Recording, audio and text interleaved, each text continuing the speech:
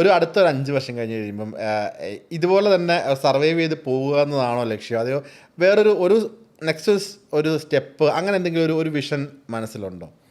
30 വർഷം നല്ല ഒരു ഒഴുക്കിനൊപ്പം പോയി അതേപോലെ പോയി സുഖകരമായിട്ട് ആദ്യം സുഖം എന്ന് പറയില്ല. ഞാൻ പ്ലാൻ ചെയ്തിട്ട് വന്നതല്ല. അല്ല. ഒന്നും എൻ്റെ പ്ലാനിലില്ല. എൻ്റെ ആകെ ഞാൻ പറഞ്ഞല്ലോ, എനിക്ക് സിനിമയിൽ അഭിനയിക്കണമെന്ന് മാത്രമേ. കുറച്ചുകൂടി നല്ല കഥാപാത്രങ്ങൾ കിട്ടണം, കുറച്ചും കൂടി നന്നായി ഇപ്പം ഞാൻ ചെയ്യുന്നതിനേക്കാൾ മനോഹരമായിട്ട് ചെയ്യണം. അതൊക്കെയാണ് എൻ്റെ ആഗ്രഹം. അതിലേക്ക് എത്തിപ്പെടാൻ പറ്റട്ടെ, അതിലേക്കുള്ള കഥാപാത്രങ്ങൾ എന്നെ തേടി വരട്ടെ, അല്ലെങ്കിൽ ഞാൻ കണ്ടെത്താൻ ഉള്ള ശ്രമങ്ങൾ എൻ്റെ ഭാഗത്തുനിന്നുണ്ടാവട്ടെ. അതിനപ്പുറത്തേക്ക് ഇപ്പോൾ വരാനിരിക്കുന്ന സിനിമകൾ ഇപ്പോൾ 30-ാം തീയതി വലതുവശത്തെ കള്ളൻ റിലീസാണ്. അത് കഴിഞ്ഞ് ഇറങ്ങാനുള്ള സിനിമ എന്ന് പറയുന്നത് ദൃശ്യം 3 ആണ്. ദൃശ്യം 3 എനിക്ക് ഭയങ്കര ഇഷ്ടപ്പെട്ടൊരു വേഷമാണ് ചെയ്യുന്നത്. എൻ്റെ പഴയ ക്യാരക്ടർ തിരിച്ചു വരുന്നുണ്ട്. അപ്പോൾ അത് കുറച്ചുകൂടി മെച്യൂർഡായിട്ടുള്ളൊരു ക്യാരക്ടറാണ്. അപ്പോൾ അതുപോലെ കുറച്ചുകൂടി രസമുള്ള കഥാപാത്രങ്ങൾ ഇതിലേക്ക് വന്നാൽ അത്രേ ഉള്ളൂ. ഞാൻ അങ്ങനെ വലിയ സ്വപ്നങ്ങളൊന്നും കാണുന്നില്ല. ഞാൻ എൻ്റെ അടുത്ത ഡയലോഗ് അതായിരുന്നു. ഒരുപാട് അങ്ങനെ ആഗ്രഹിച്ച് ഒരുപാട് സ്വപ്നം കാണാതെ വളരെ സിമ്പിളായിട്ടുള്ളതിൽ ആകാശത്തോളം മോഹിച്ചോളം കുന്നോളം കിട്ടുന്നൊക്കെ പറയാം നമുക്ക്. പക്ഷേ ഒരുപാട് വലിയ സ്വപ്നങ്ങൾ കണ്ടിട്ട് നിരാശനാവുന്നതിനേക്കാളും നല്ലത് ചെറിയ ചെറിയ സ്വപ്നങ്ങളൊക്കെ കണ്ടിട്ട് ഇങ്ങനെ ചെറുതായ ഒരു ഒറ്റ ജീവിതം. ഇനി അധിക കാലം എത്ര കാലം ഉണ്ടാവും? ഉള്ള കാലം വളരെ ഹെൽത്തോടെ. ഇപ്പം ഞാൻ ഇന്ന് രാവിലെ കൂടെ എൻ്റെ സുഹൃത്തിനോട് പറഞ്ഞത്, ഞാൻ എൻ്റെ ഒരേ ഒരു കാര്യം ഞാൻ എനിക്ക് വേണ്ടി ചെയ്യുന്നുള്ളൂ. എൻ്റെ ശരീരം ഇങ്ങനെ ആരോഗ്യത്തോടെ നിലനിർത്തിക്കൊണ്ട് മുന്നോട്ട് പോവുക. മറ്റൊക്കെ അങ്ങനെ വന്നുകൊണ്ടിരിക്കും.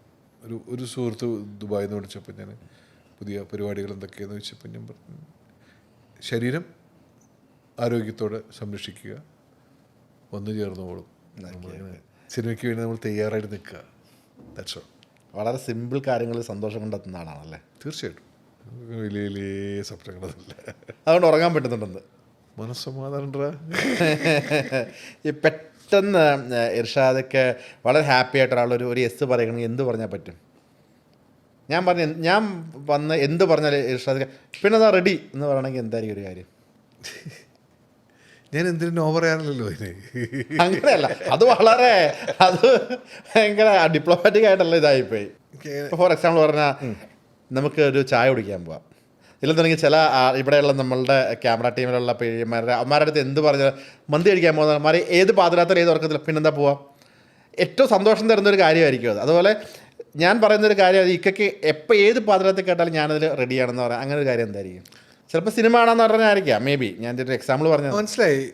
എൻ്റെ വളരെ അടുത്ത സുഹൃത്തുക്കൾ കുറച്ച് പേരുണ്ട്.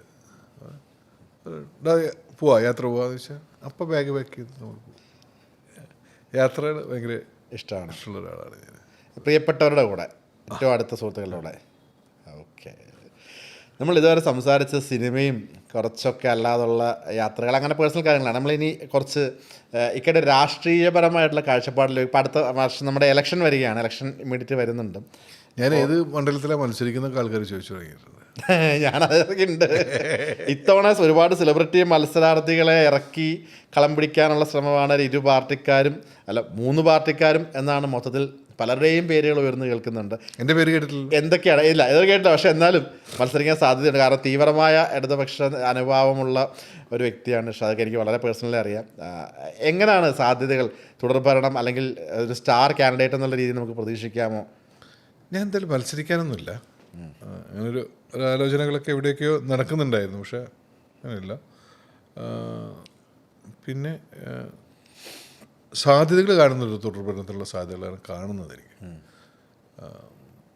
പ്രത്യേകിച്ച് ഈ പഞ്ചായത്ത് ഇലക്ഷനിൽ ഇത്തിരി ഇടിവ് ഇടതുപക്ഷത്തിന് സംഭവിച്ചതിൻ്റെ ഭാഗമായിട്ട് കുറച്ചുകൂടി ജാഗ്രതയോട് കൂടിയിട്ടുള്ള മറ്റേ ഈസി വാക്ക് ഓവർ എന്ന് പറഞ്ഞിട്ട് അത് അല്ല അപ്പം അത് കുറച്ചും കൂടി പണിയെടുത്താലേ കിട്ടുള്ളൂ. കാരണം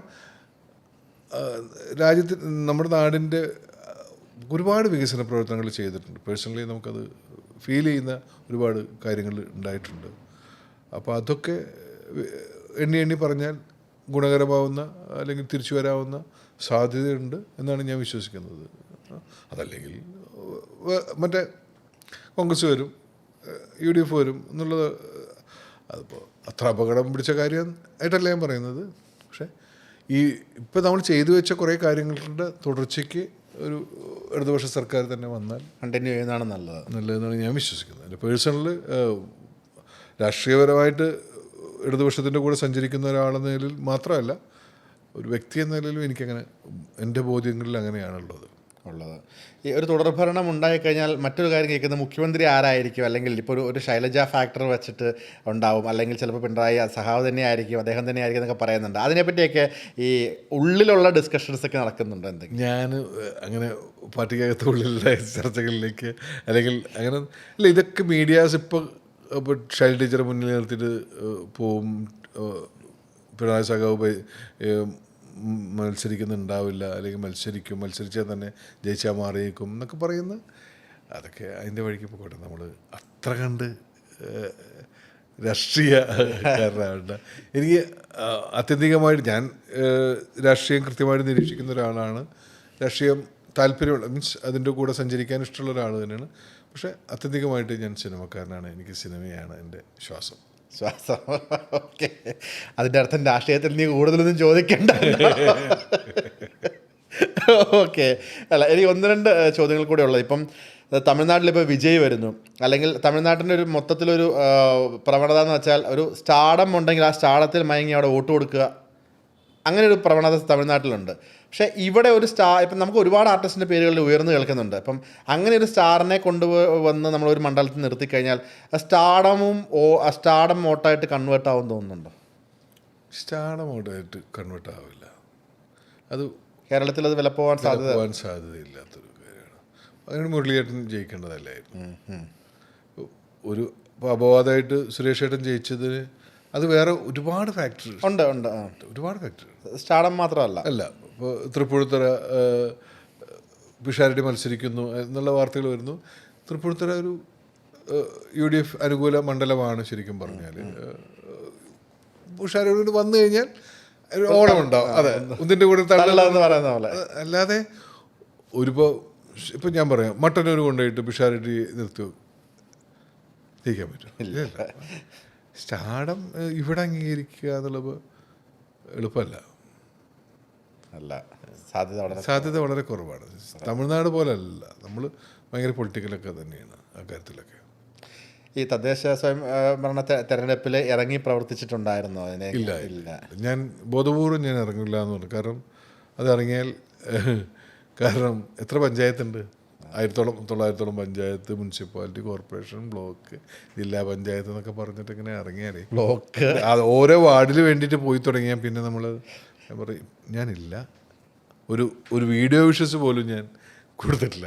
കാരണം ഒരാൾക്ക് കൊടുത്താൽ എല്ലാവരും കൊടുക്കണം.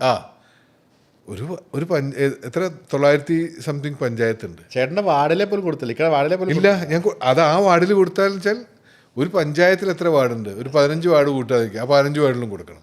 അങ്ങനെ 900 പഞ്ചായത്തിൽ അല്ലെങ്കിൽ 1000 പഞ്ചായത്തിൽ 15 വാർഡ് എന്തായാലും ഇടതുപക്ഷത്തിന് എല്ലായിടത്തും സ്ഥാനാർത്ഥി ഉണ്ടല്ലോ. അതൊക്കെ പണിയാവും. അത് ഞാൻ പറഞ്ഞു ഇല്ല. നിയമസഭാ തെരഞ്ഞെടുപ്പ് ഏതായാലും ഇറങ്ങും. സാധ്യതയുണ്ട്. ഞാൻ ഇറങ്ങാറുണ്ട്. ഇറങ്ങി പ്രവർത്തിക്കാൻ ഉള്ള സാധ്യതയുണ്ട്. ഓക്കെ, അതൊക്കെ ഡിപ്പെൻസ്. ഇപ്പോൾ ആ നേരത്തെ സിനിമയുടെ തിരക്കുണ്ടെങ്കിൽ ഞാൻ സിനിമയാണ് ഫസ്റ്റ് പ്രിഫറൻസ്. അത് കഴിഞ്ഞിട്ടുള്ള രാഷ്ട്രീയം എല്ലാം ഉള്ളു.